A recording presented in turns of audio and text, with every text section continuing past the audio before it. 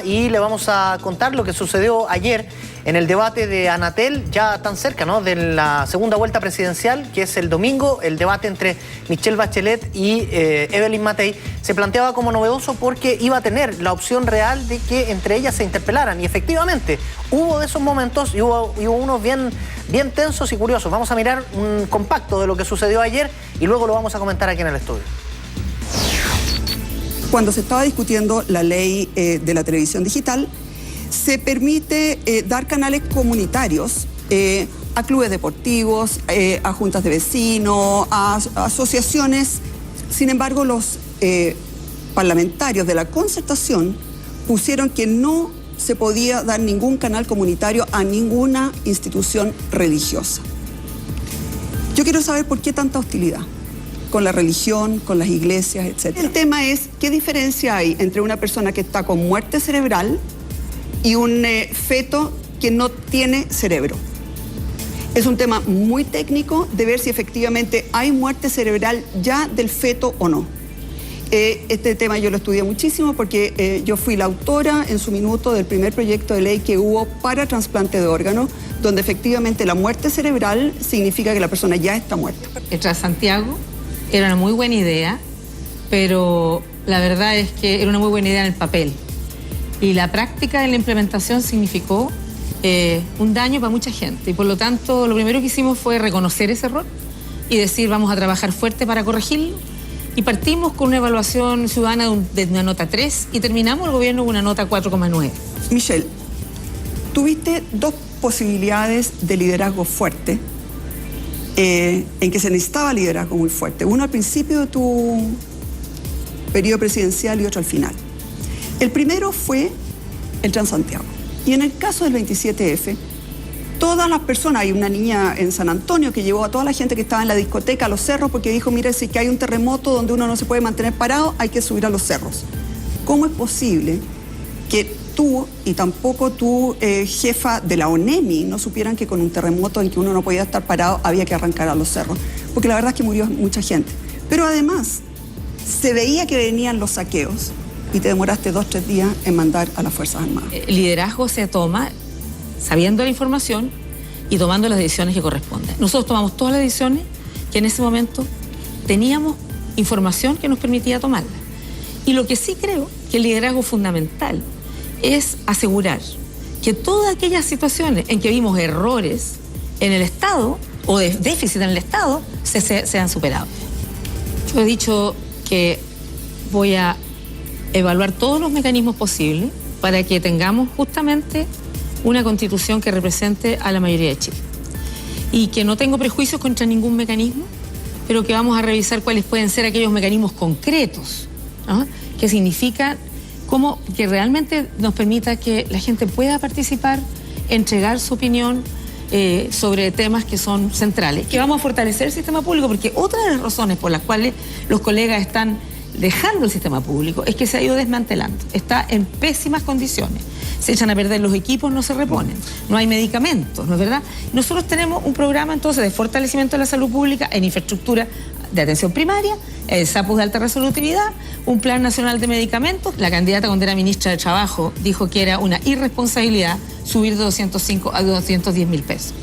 No conozco los detalles porque no está claro en su programa de qué manera va a aumentar aquello. Si es el subsidio que hoy día las mujeres trabajadoras están recibiendo, que llega a este 40%, si va a aumentar ese subsidio.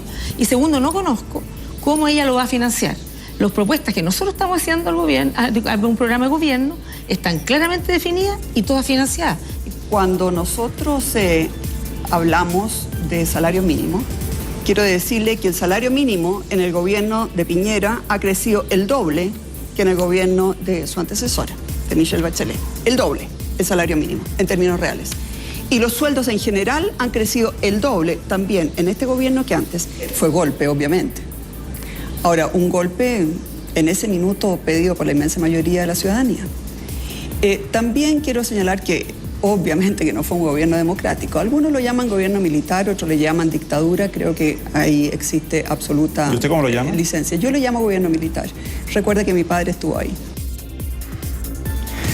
Bueno, estábamos mirando atentamente y ahora lo vamos a comentar con Patricio Gajardo, analista político. Patricio, gracias por estar aquí en el estudio. Un placer. Le voy a hacer una pregunta que es medio, no sé, es enojosa, se hace siempre en esta ocasión. A ver, ¿cuál? Es una pregunta con cassette puesto.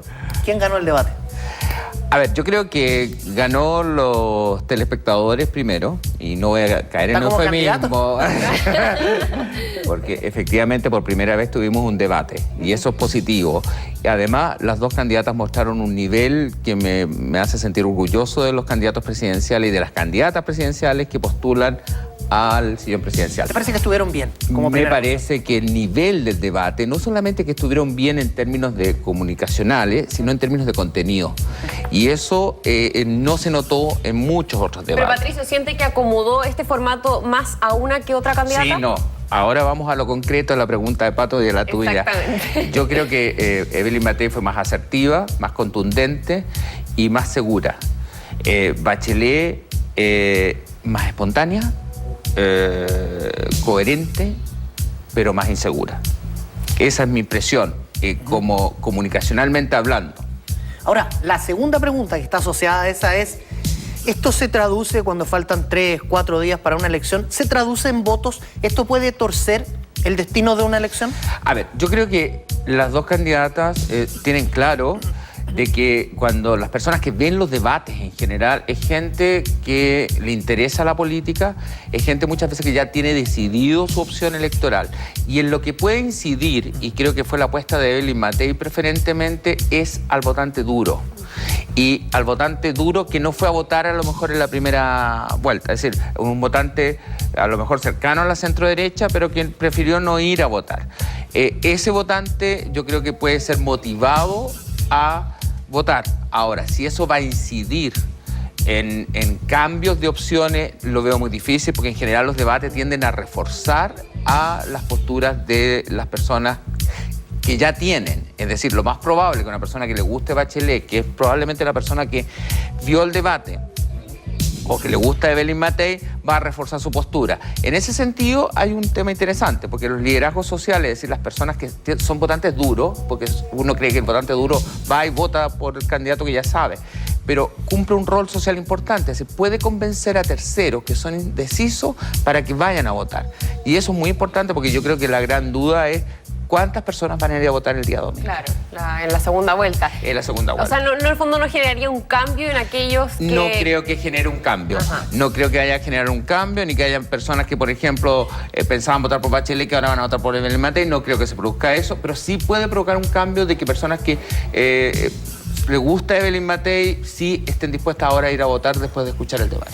A propósito del tema que estaba tocando Patricio Gajardo, se ha hablado mucho de la cantidad de gente que vota, porque fue la primera elección presidencial con voto voluntario, con inscripción automática. No fue un alto porcentaje respecto a la que había participado, y se teme que en la segunda vuelta, porque hay candidaturas que quedaron fuera acá, pudiera ser más baja aún. Si es que es más baja aún, ¿usted cree que se deslegitima el sistema, que hay que revisar el tema de la inscripción automática, o cree que hay que respetar que la gente que quiera vote y con eso no...? No, yo voy a lo segundo. Yo estoy totalmente de acuerdo con el voto voluntario. Creo que hay que generar incentivos para que la gente vote, pero en ningún caso volver a algo que ya no funcionaba. Primero, la inscripción automática me parece perfecta, pero el intentar quitarle un derecho a la gente es muy difícil y va a ser percibido como una imposición. Entonces, en vez de legitimar el proceso democrático, puede que genere el efecto contrario, es decir, que genere incluso movimientos sociales que se opongan a aceptar ir a votar. Y eso creo que pasa a ser un factor negativo. Sí se pueden generar varios mecanismos, por ejemplo, que se voten varios días, que se permita a lo mejor votación por internet. ¿Votar online? Es decir, en Estados Unidos se vota en varios días, que se pueda anticipar la votación. Pueden haber mecanismos que hagan más flexible la votación y que por lo tanto que voten los chilenos en el extranjero, que bien no es menor. Es decir, yo creo que hay mecanismos para incentivar al voto sin volver al voto obligatorio. Sin duda eso va a ser un debate, por supuesto, que se va a poner ahora en el tapete, sobre todo mirando lo que va a ocurrir el día domingo. Muchas gracias por estar con nosotros, Patricio Gajardo, analista.